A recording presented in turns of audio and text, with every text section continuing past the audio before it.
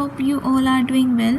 So today we are discuss about Human Rights Charter, Human Rights and the United Nation, जिसमें UN Charter की बात की गई है. लास्ट वीडियो में हमने देखा था ह्यूमन राइट्स का इंट्रोडक्शन, ऑब्जेक्ट और हिस्टोरिकल बैकग्राउंड. इस वीडियो में हम UN charter human rights cover करेंगे. अगर आपने पहला पार्ट नहीं देखा है तो पहले आप जाकर उसे देख लीजिए, उसके बाद आप ये वाला पार्ट देखिए. UN चार्टर को हम पढ़ते हैं. So it was first inter government multilateral treaty का मतलब होता है ये एक एग्रीमेंट है जो दो कंट्रीज़ के बीच होता है, which was an object of the promotion and protect human rights around the globe. जिसका जो ऑब्जेक्ट था, जिसका जो एम था, वो था ह्यूमन राइट्स को प्रोटेक्ट करना और प्रमोट करना अराउंड द ग्लोब, पूरे वर्ल्ड में. Maintain international peace and security, जिसके थ्रू क्या होता है, इंटरनेशनल पीस बन सके और सिक्योरिटी बन आ सके. दिस वॉज साइन इन 26 जून 1945. तो इसमें देखिए कब साइन हुआ था, ये 26 जून 1945 को साइन हुआ था और finally came into existence of 24 अक्टूबर 1945 और इन्फोर्स हुआ था 24 अक्टूबर 1945 में. UN word coined by Franklin Roosevelt. ये इम्पोर्टेंट है कि ये UN वर्ड किसने डिस्कवर्ड किया था, ये क्या था, फ्रैंकलिन रूजवेल्ट ने. Total chapter is 19 and Article 111. The headquarter on human rights and unit is situated in New York. तो क्या था इसमें, टोटल चैप्टर 19 है, आर्टिकल 111 है. The headquarter of human rights का हेडक्वार्टर कहाँ पर सिचुएटेड है, न्यूयॉर्क सिटी में. There are various articles. एक second. There are various articles in the UN Charter which are co-related with the promotion and protection of human rights. तो हमने जैसे ऊपर बात करी कि इसमें पार्ट तो चैप्टर है 19 पर आर्टिकल है 111. अब अगर हम इस वीडियो में सारे आर्टिकल पढ़ने लग गए तो ये थोड़ा डिफ़िकल्ट हो जाएगा.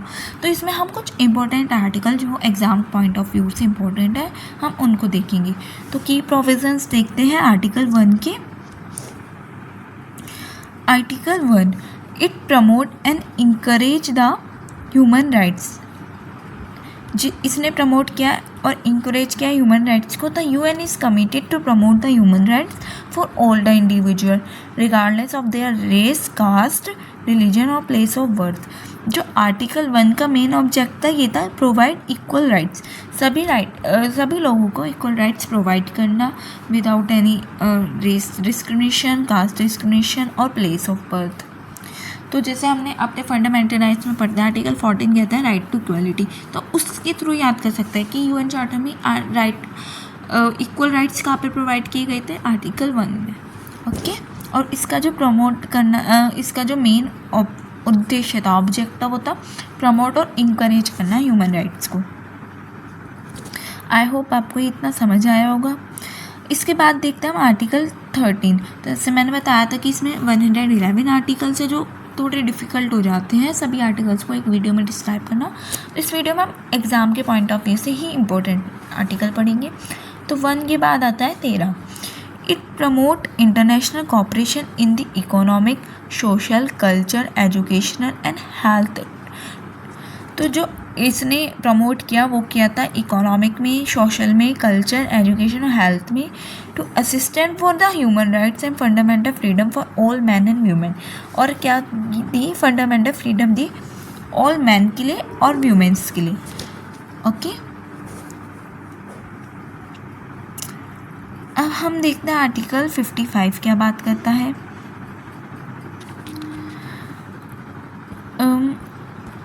Article 55. This article related to the international economic and social cooperation. It states that there must be the promotion and the protection of high standard of living, full employment. तो इसका जो मेन उद्देश्य था, main object था, ये करना है ये था promotion and the protection of highest standard of living. मतलब सबके पास अपना स्टैंडर्ड होना चाहिए जीने का। तो अब ये नहीं कि कोई ज़्यादा अच्छे से जी रहा है, कोई हाई लेवल से जी रहा है, कोई कम लेवल से। तो इसने प्रमोट किया था highest standard of living and full employment. It also promote the better economic and social progress of the world at large should be maintain.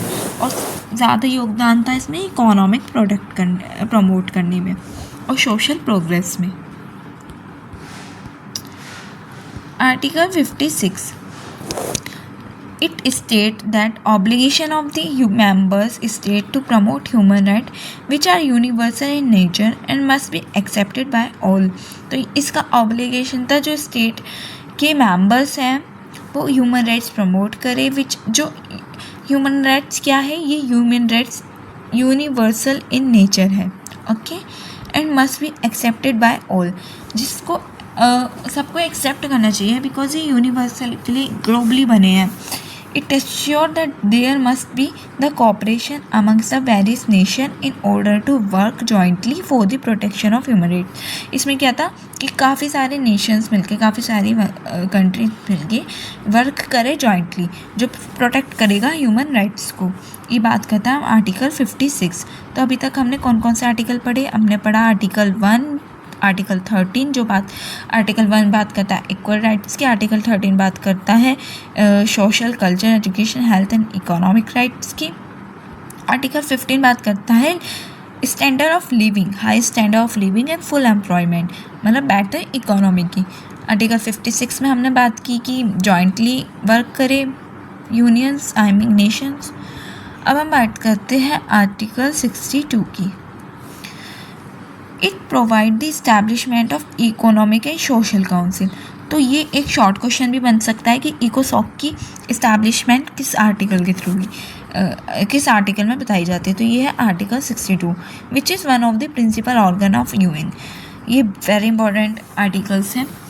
The primary function of ECOSOC's to make the recommendation for the purpose of protecting the human rights in the economic and social field। जो main purpose था वो था कि human rights को social और economic fields में protect करना। For example right to work, ये इकोनॉमिक से रिलेटेड है। Right to equal wages, right to livelihood, it is social field, okay. तो आर्टिकल 62 के बाद हम बात करते हैं आर्टिकल 68 की। Economic and Social Council shall also set up the commission related to economic and social field। अब क्या था, अब इकोसॉक तो बन गया था हमारा आर्टिकल 66 में। अब हम बात करते हैं कि इकोनॉमिक एंड सोशल काउंसिल को एक कमीशन सेटअप करना था जो इकोनॉमिक और सोशल फील्ड से रिलेटेड हो, जिसका objective promote the human rights which may work as an specialised body for the performance of the function. Human rights को वर्क करना था एक अलग बॉडी से जो इनके फंक्शंस को परफॉर्म कर सके। 66, 62, 68। अब हम बात करते हैं 76 की। 76 बात करता है trusteeship council has an object to provide equal respect for human rights. तो जब हमने पहला आर्टिकल 1 देखा था उसमें था इक्वल राइट प्रोवाइड करना, और 76 आर्टिकल में इक्वल रिस्पेक्ट प्रोवाइड करना for human rights for all the people living around the globe. Further it promote international peace and security. तो क्या था कि इंटरनेशनल पीस और सिक्योरिटी भी प्रोटेक्ट हो सके और साथ में इक्वल रिस्पेक्ट, ओके। अब हम देख लेते हैं इसका प्रेम्बल। तो अगर आपने कॉन्स्टिट्यूशन का प्रेम्बल देखा होगा तो उसकी स्टार्टिंग कैसे है, we the people of India having solemnly resolve.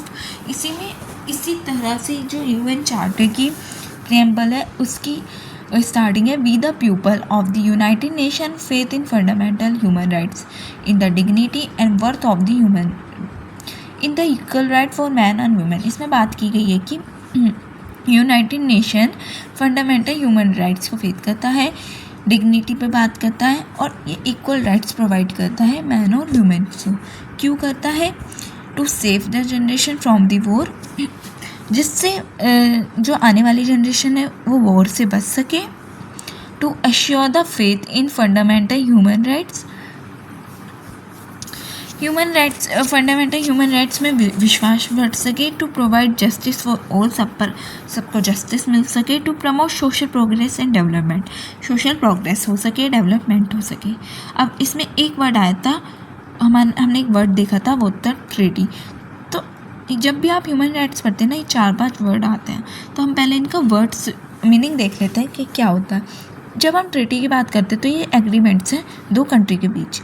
Convention की बात करते हैं तो international agreements between country on a specific issue. जब कोई स्पेसिफिक इशू पर बात होती है तो उसे व्यूमन, जैसे कि हमने आगे चल के हम पढ़ेंगे NCW, नेशनल व्यूमेन कमीशन, तो वो एक कन्वेंशन है क्योंकि इसमें स्पेसिफिक इशू यानी वुमेन के इशू पर बात की गई है। फिर हम बात करते हैं डिक्लेरेशन, तो ये ऑफिशियल अनाउंसमेंट है राइट्स और प्रिंसिपल की, which is not legally binding. जब हम डिक्लेरेशन की बात करते हैं तो ये अनाउंसमेंट होती है, लीगली बाइंडिंग नहीं होती। Charter a written document, it show the organisation rules power and object. ये एक डॉक्यूमेंट होता है जिसमें रूल्स लिखे रहते हैं, गाइडलाइंस लिखी रहती है और ऑब्जेक्ट लिखे रहते हैं। आज की वीडियो में हम इतना ही देखेंगे। कल हम पढ़ेंगे universal declaration of human rights UDHR। I hope आपको मेरी वीडियो अच्छी लगी हो। Thank you so much.